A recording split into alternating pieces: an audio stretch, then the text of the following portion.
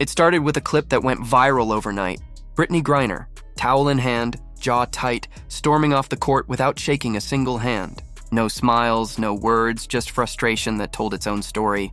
Cameras caught the moment from every angle, and within minutes, fans flooded social media asking the same question. What happened to Brittney Griner? For years, she had been untouchable, a force that dominated women's basketball, a two-time Olympic gold medalist, a WNBA champion, a player whose name alone brought credibility to the league. But that night, something was different. The fire was still there, but it burned in a way that felt desperate, almost like someone fighting to hold on to something slipping away. Because while Brittney Griner had once been the face of the WNBA, a new name was taking over every headline, every broadcast, every marketing campaign. Caitlin Clark. And the shift was so sudden, so complete, that it felt like the league had quietly turned a page on its own history. Before anyone knew who Caitlin Clark was, Brittney Griner was women's basketball. Back at Baylor, she didn't just dominate, she redefined the game. Standing 6'9" with the agility of a guard, she made basketball look effortless. Her dunks went viral long before social media had the reach it does today. Every slam, every block, every spin move made highlight reels across the country. She wasn't just another college athlete. She was a phenomenon. When she led Baylor to a perfect 40-0 season, a record that still stands, she became the beacon for what women's basketball could become. The WNBA had been waiting for a player like her, and when the Phoenix Mercury drafted her first overall, the league was reborn overnight. She was a marketer's dream, tall, talented, confident, and impossible to ignore. Endorsements rolled in. Interviews, magazine covers, Olympic gold medals. Brittney Griner wasn't just a player. She was the WNBA's foundation. But fame, as always, came with a cost. And no one understood that cost more than Brittney Griner. In 2022, her life changed in a way that transcended sports.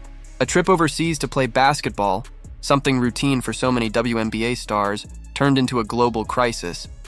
Her arrest in Russia made international headlines, sparking outrage and political debate.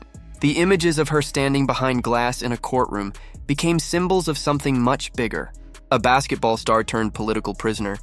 A judge sentencing her to 9 years in a penal colony for carrying vape cartridges. For months, her name was everywhere, not because of her performance on the court, but because she had become a figure of human resilience and political tension. When she finally returned home after a controversial prisoner exchange, the world cheered. Every arena she entered gave her a standing ovation. For a brief moment, she was once again the heart of the league, not just a player, but a survivor. But while the world celebrated her return, something new was brewing in Iowa. A college superstar was rewriting history in real time.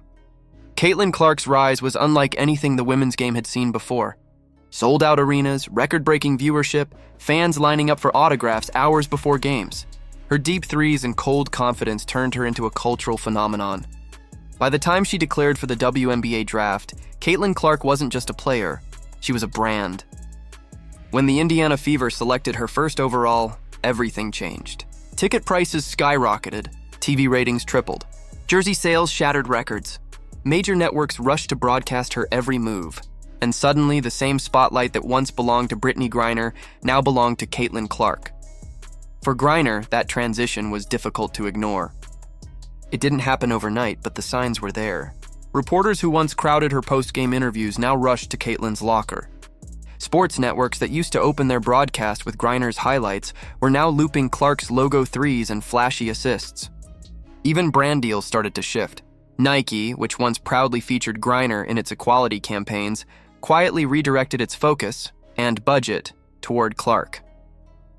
Wilson built a signature basketball line around Caitlin's name. The message was clear: the WNBA had a new face. Inside locker rooms, players began to notice. The tension wasn't just about fame, it was about value, about who the league chose to celebrate and who it chose to forget. When Brittney was asked in a press conference about the Caitlin Clark effect, she tried to keep it professional. "It's great for the game," she said. "I'm glad more people are watching. But respect in this league isn't given. It's earned." Those words were enough to light the internet on fire. Clips of her comment went viral within hours, dissected and debated across platforms. Some accused her of jealousy, of bitterness. Others defended her, saying she was simply standing up for the veterans who built the league from the ground up. But the narrative had already been set. For the first time in her career, Brittney Griner wasn't being celebrated. She was being criticized.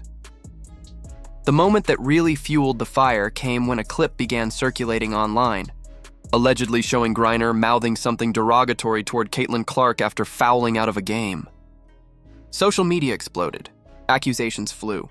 Commentators replayed the footage frame by frame, analyzing every syllable, every expression. Some claimed she had crossed a line. Others said it was just another example of people twisting her image.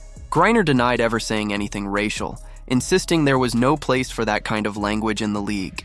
But by then, the damage was done. The internet doesn't wait for clarification. It thrives on chaos. And once again, Brittney Griner found herself at the center of controversy. Meanwhile, Caitlin Clark said nothing. No tweets, no comments, no reactions. Her silence became its own form of power, calm, poised, unbothered. And in the court of public opinion, that made Griner look even worse. By mid-season, the WNBA fan base had split into two camps. Team Griner versus Team Clark, the old guard versus the new era. On one side were those who argued that Brittney paved the way, that without her, Caitlin wouldn't have a platform to stand on. They pointed to her years of advocacy, her battles on and off the court, her role in giving visibility to women's basketball long before the cameras cared. On the other side were new fans who saw Caitlin as a breath of fresh air, a player finally making the WNBA mainstream. They weren't interested in history or legacy. They were here for the now. The storylines, the highlights, the energy. And in a media landscape that rewards engagement above all else, Caitlin Clark was gold.